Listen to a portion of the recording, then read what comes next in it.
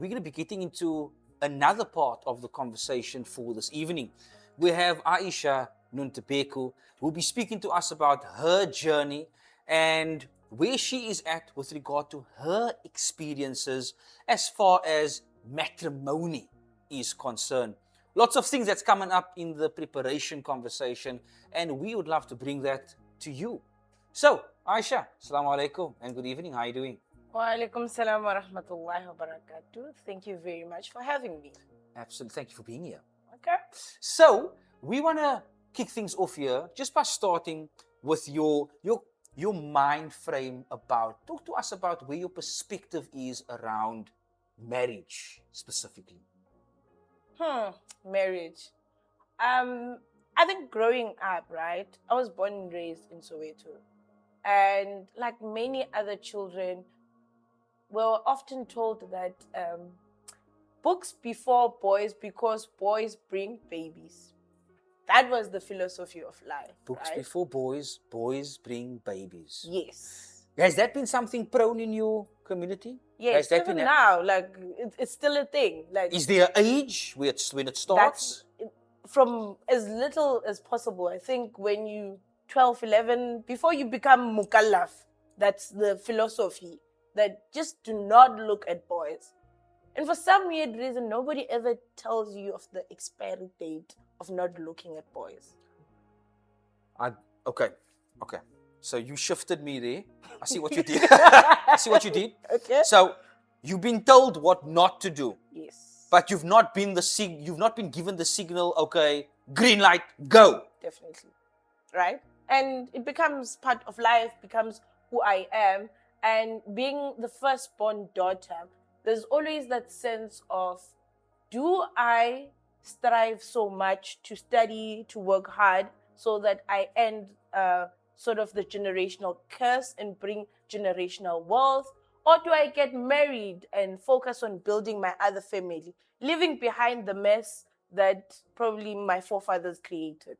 And I say, it's none of my business. Let me go on, let me get married and move on with my life. So there's that constant struggle of choosing one or the other. It's not a matter of getting both at the same time. It's like, I either sacrifice one or I sacrifice the other.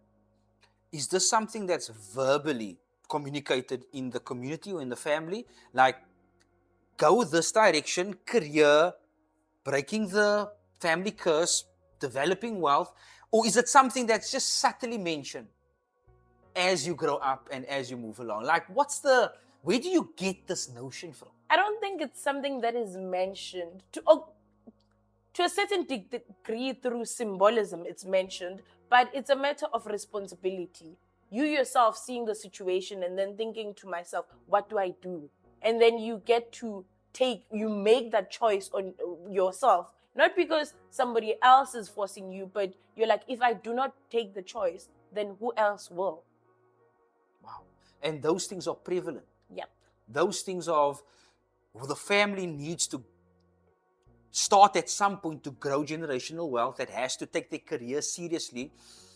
Everyone else in my generation has just made more babies and bigger families. Yep. We've never addressed the poverty gap that is existing within the family.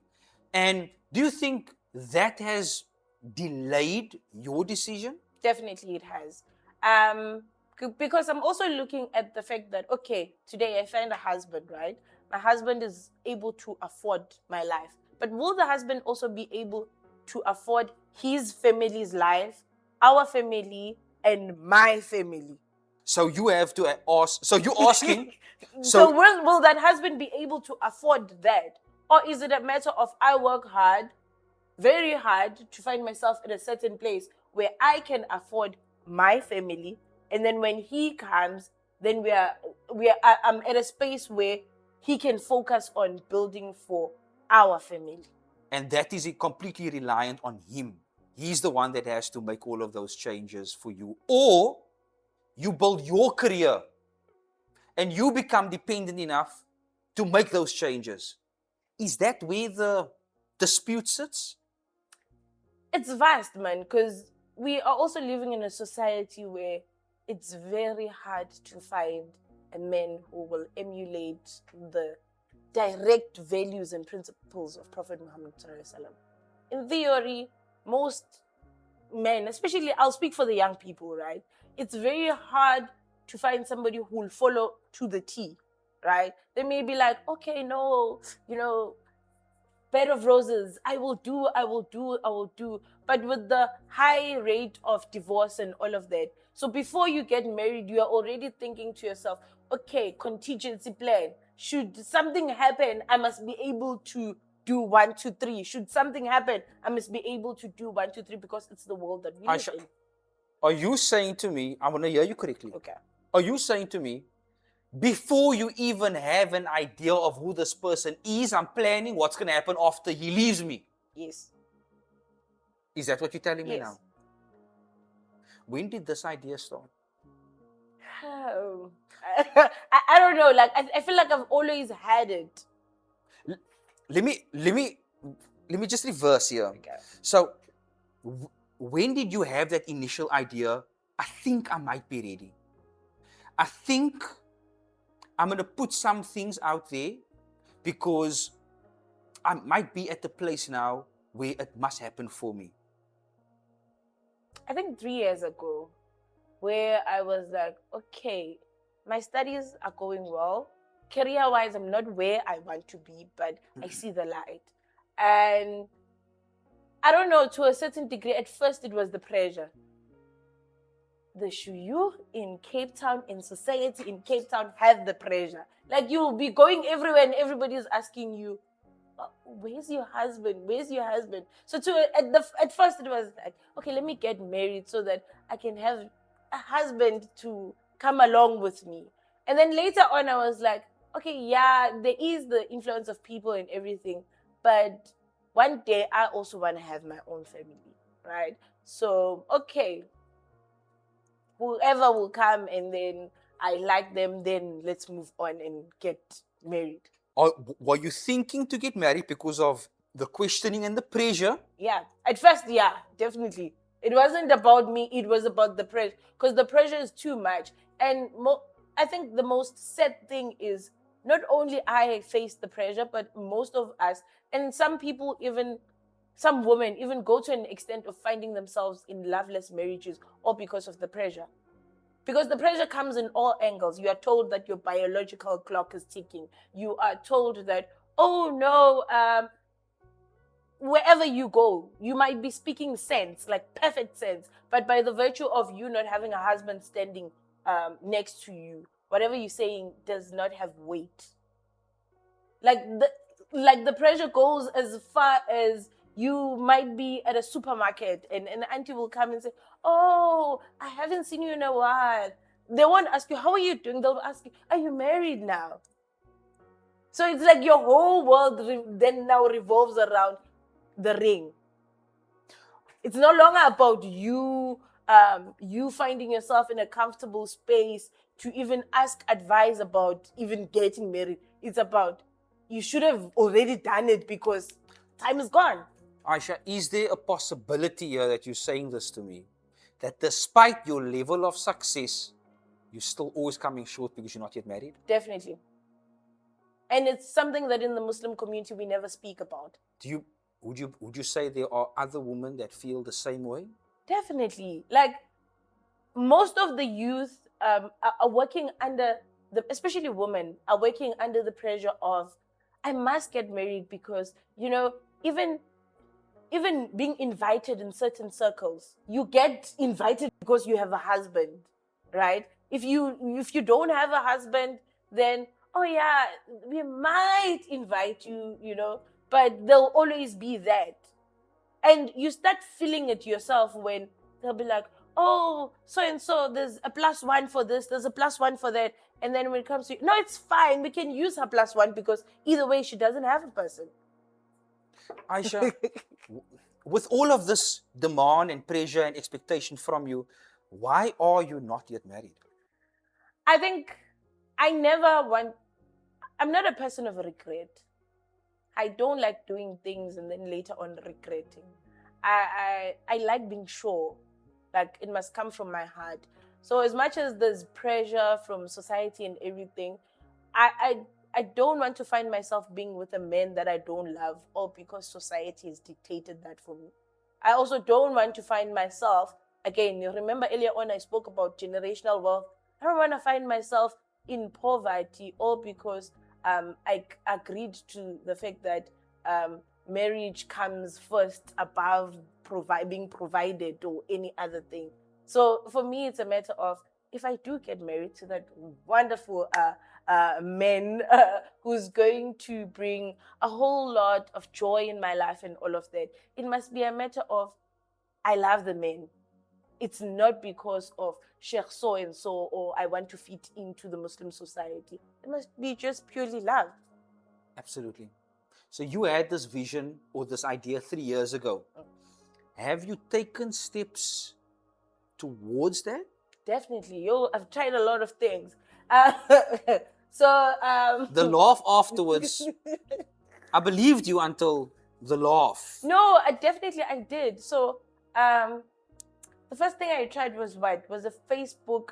So there was this lady who basically advertises your profile, right? Matchmaking, yes. And then she gets involved, and then after that, people links you with someone Yeah. of similar interests. Yes. So I tried that, and it didn't really quite work out for me, because people started commenting and being like, nah, she's very powerful in terms of her character. You know, she is this, she is that. The male And then- applicants Yes. said, "You too powerful." Yeah. Like, I don't see it feasible for me to tell this lady to stay at home and take care of the children. I was like, oh, okay. So now, in order for me to meet the standards of men, I must lower myself. I was like, it's not happening. Fine. I left that part.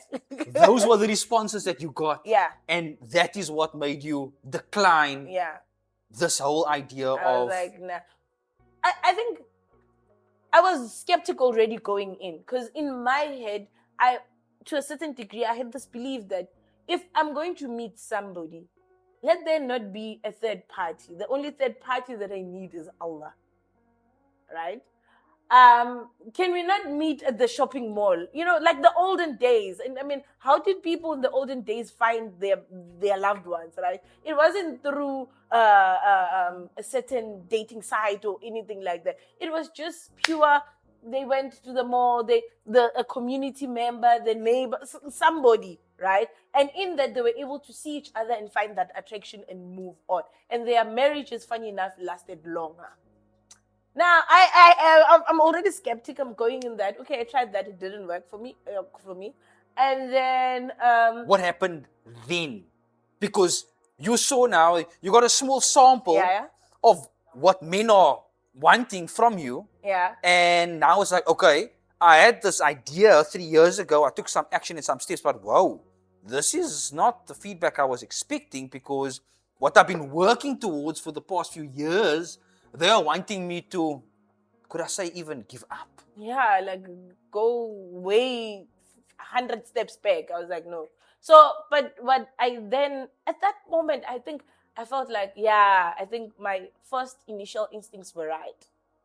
This thing of meeting via the other person, and also this thing of, because now, as much as nobody knew that it was me, my profile was there, but I felt vulnerable. Like vulnerable in a sense that, okay, now I have about 20, 30 men judging me without even knowing my name. To a certain degree, I wanted to go there, comment, and, protect myself, right? First instinct. But I was like, nah, this Facebook sites, they don't work, because you still get to see your own profile. And hearing the comments of other men about you, about your character. You read it? Yeah, I read it. It's like they were tearing me apart. Like I was naked and down there, and everybody was taking a piece of me. Oh, that's my. how I felt. I was like, and then exposed. And I'm like to myself, but in this exposure, is this how we are as an ummah, right? Is it a matter of people can hide behind their accounts and actually say all those stuff?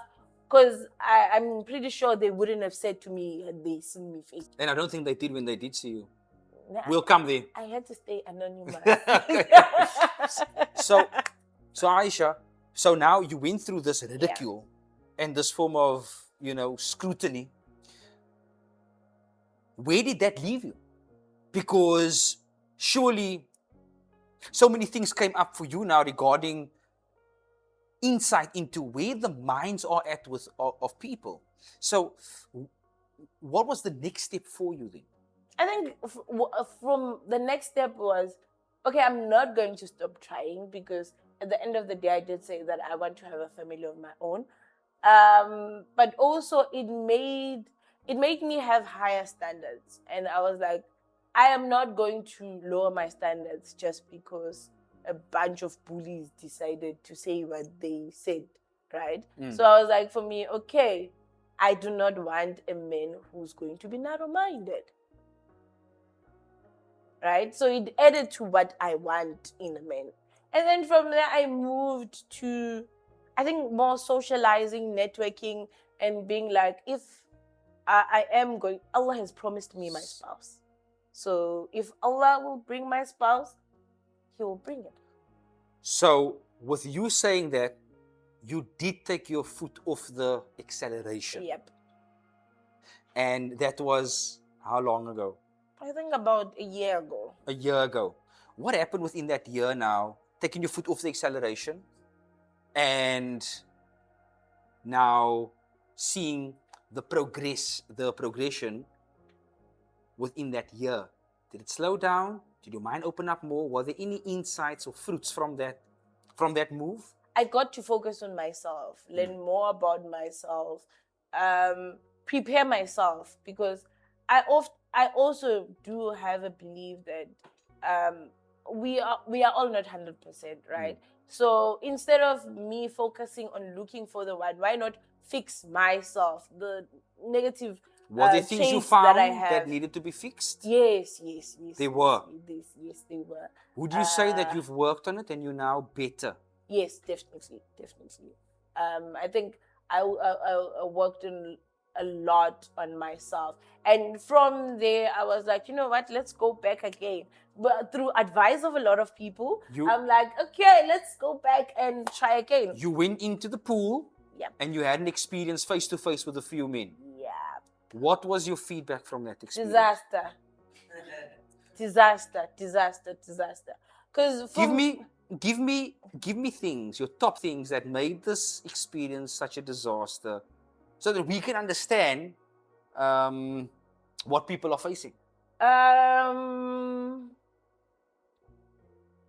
Number one was racism. Number two was... What gave you that idea that confirmed it being racism? You cannot speak to 20 or 30 men, and all of them, when they come for that 6 minutes, they come and speak to you. The first thing they ask you is, when did you revert to Islam? And after reverting to Islam, it's like, your family Muslim, and in that, like, are you black or are you black colored? And I'm sitting there, I was like, I didn't even know there was black colored. Okay. That's actually a Like, good thought. Yeah. I am sitting there, and then after that, they'll be like, oh, okay, do you have money? You were asked if you have money. Yeah, I was asked if do I have money, and do my parents stay in a shack? I was like, what? You were not asked that. I was asked that.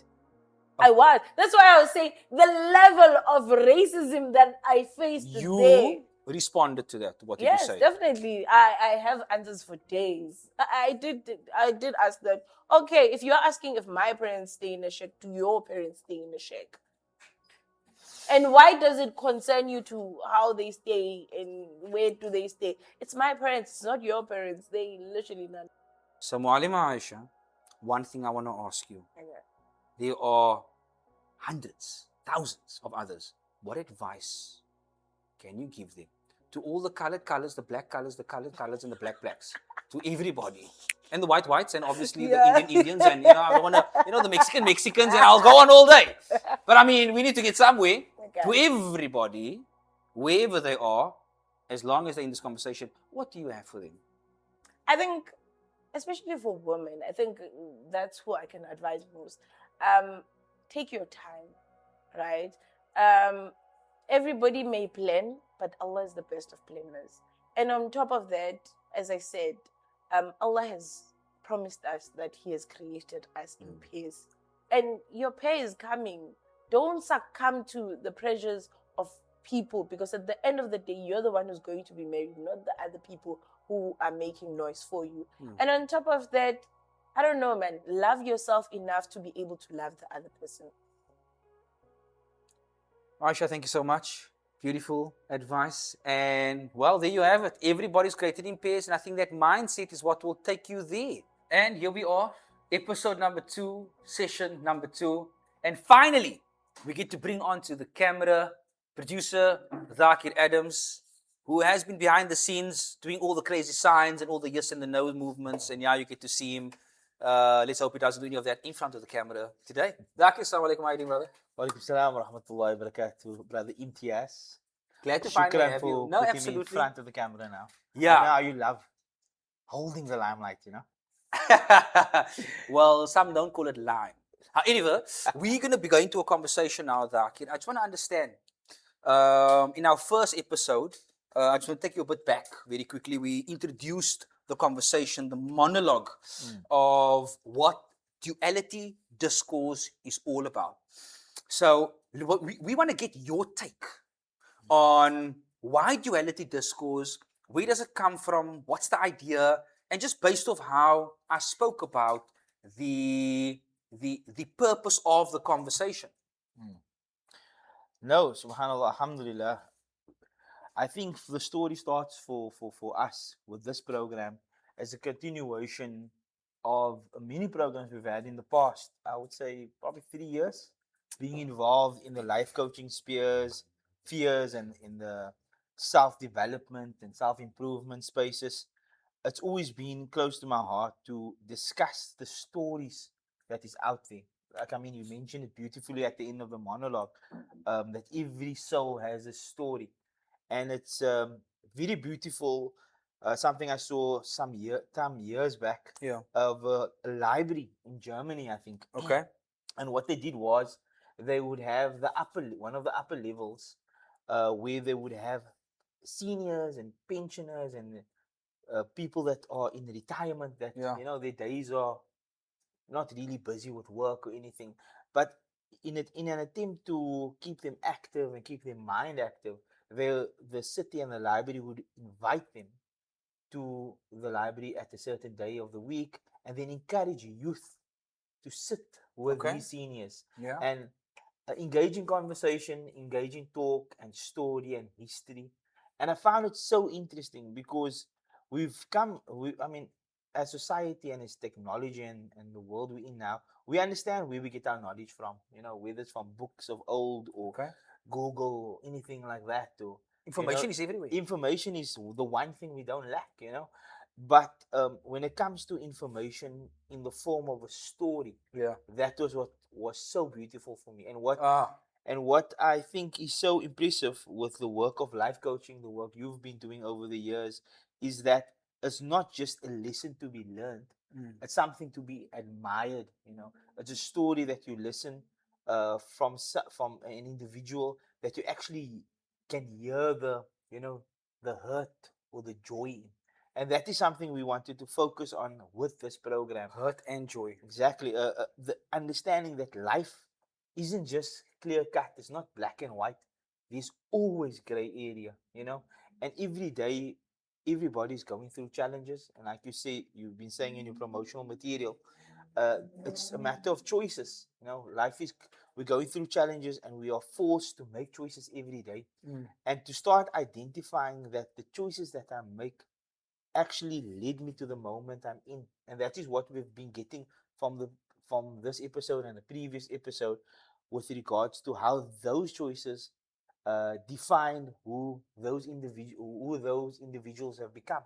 and their view of life, And what's amazing is you actually hear the story of how I thought of something in one light, and then going through an experience, Yeah. how that changed. Yeah. And that is so interesting for me because it just shows the fluidity of our minds. And I think, if anything, what I take lesson of the experiences or the stories is that you cannot focus on so much of what you know to be certain in your life, because when small elements change in your life at certain points, how drastically it can change everything else in your life. You understand? So that's what I love about the discussion of duality. This discussion of two opposites ends. There might be a situation where you feel one way, but in another circumstance, you will feel completely different. So that is something that is referenced, like with regard to particularly with the introduction, with the conversation, it's the lesson that surfaces after you have stumbled. Yeah. The lesson comes, and the lesson is brought forth after the stumbling experience, and it's like what we're trying to invite others on the journey. I mean, there's that conversation again of the journey, being with Baba Paplanka and being on the program. And when I thought about it last week, we have an entire year of training with Babu. Yeah. For a 10-week program. Yeah. Of the kind of conversations that has to happen. And it's like the moment does not define you, but people get lost in the moment. Exactly. The moment takes you on a year, 2, 3, 5-year train of self-doubt, being neglected. And now we're going to come to Abdrian's conversation. Yeah. Because in what was discovered, it was from what happened and experienced in your teenage years, and then that's setting the next 15 years of your life up.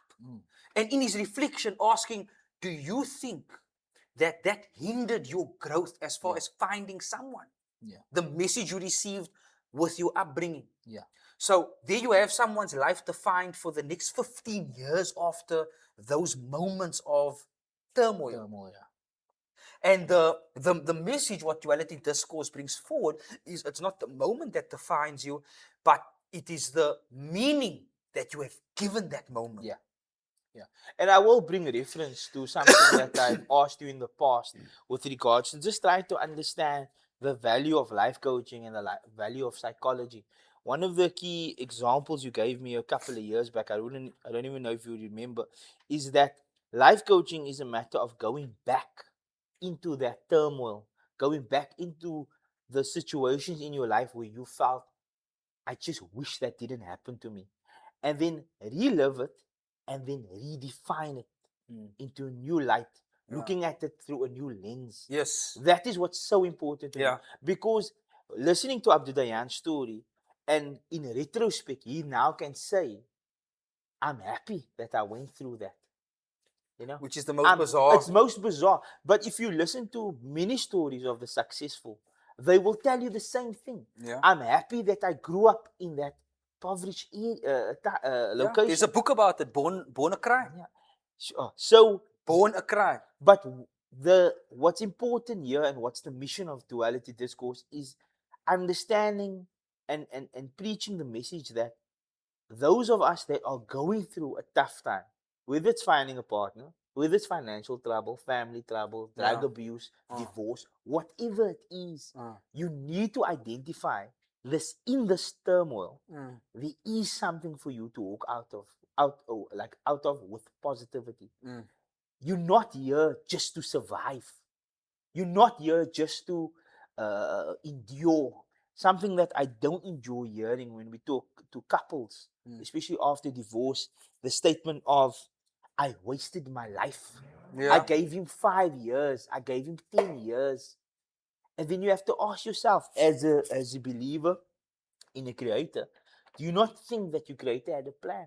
That even in that 10 years, there was something of value there for you. And if you have come out that you've not yet identified, that will lay dormant until you identify it or die with it.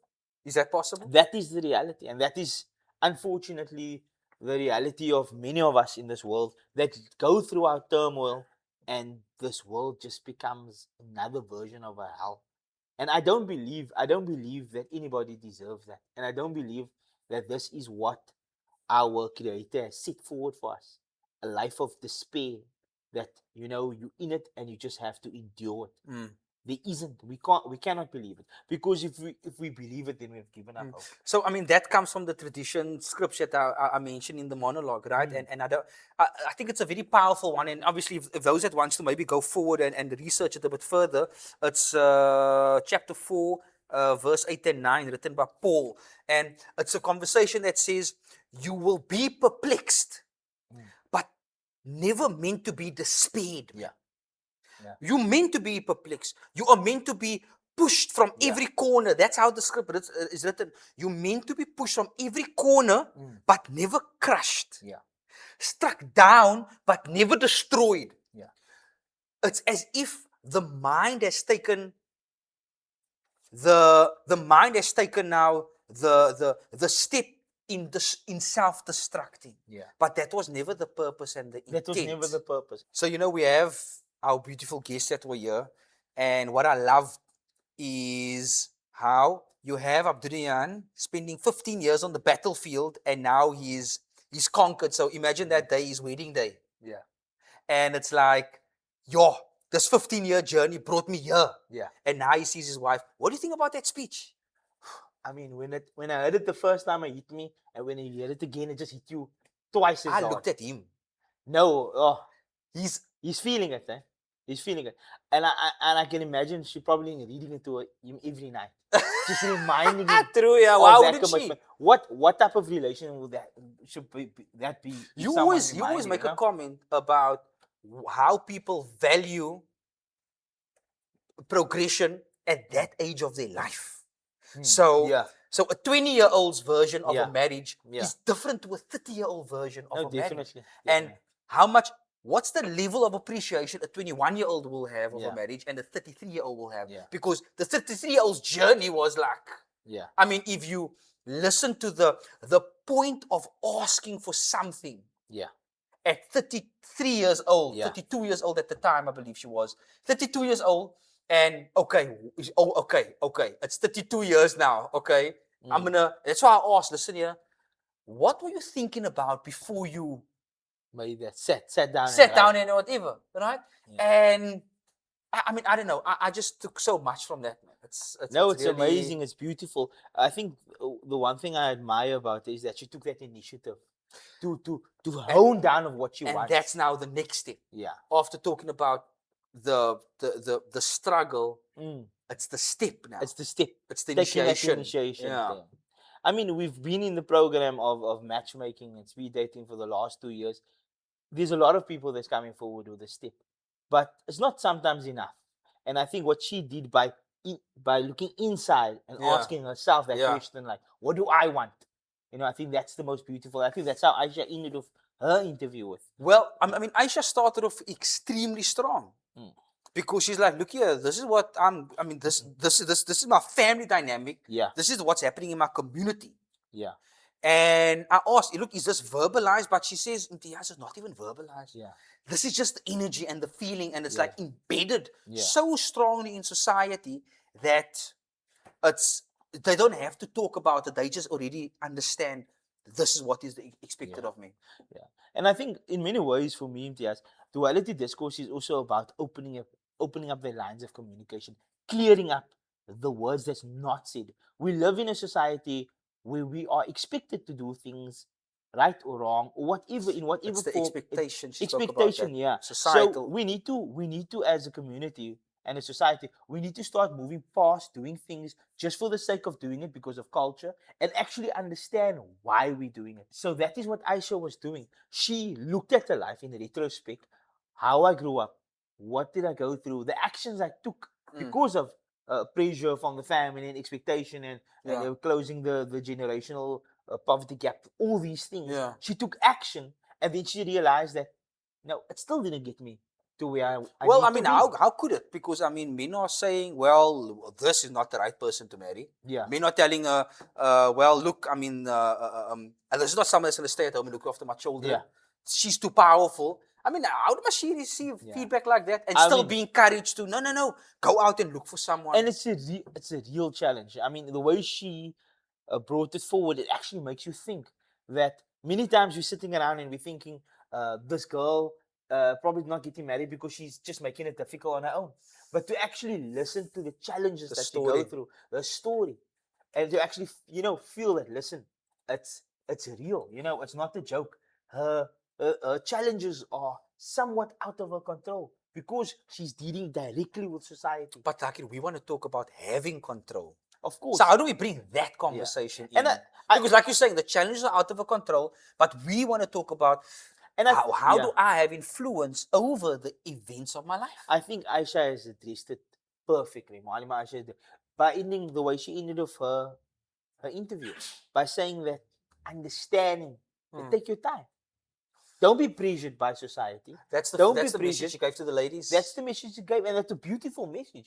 Because I mean, that is the message that they had perfectly and poetically put in the whole concept of a cocoon. With this crocodile With tears it. and all. Yeah. No, I think you felt it. You felt it. It was beautiful. I think we all felt it. I mean, Yeah. the whole team here in the background was just like, okay, we don't have twin sabers to go around. But I mean, look, I think that I'm looking forward to what's happening, what's going to be coming in the next one, Yeah. episode 3, 4, 5. Yeah. Maybe we will- can give some sneak peeks Yeah, after. look, guys, we're gonna be continuing the conversation regarding for another 4 episodes before the end of 2025, regarding the world of matchmaking and finding a partner and the challenges we have in society, Yeah. whether it's cultural, economical, all of those You aspects. just want to talk. yeah. You just say you want to talk about divorce, Thaakier. We want to talk. Get We it? want to talk about. Just get to the main thing, man. No, we're going to talk about it in next year's program. We'll carry on to the next subject. I But see. it's going to be beautiful. We're going to hopefully we get some guys in, some experts in the field of matchmaking, Absolutely. some experts in the field of Allow speed dating. things like Absolutely. that. Yeah. So yeah, we need that introspection, and hopefully we can give our community new and wishful guidelines Yeah, going absolutely. forward. Absolutely, like let's not give all the Alright. guidelines out now. Let's at least keep a little bit Yeah. for them for later. So, well, that is it, and that is all for this episode number 2. Thank you so much for joining me on mine. We have so much more that is to come. Be with us along the way. Until next time.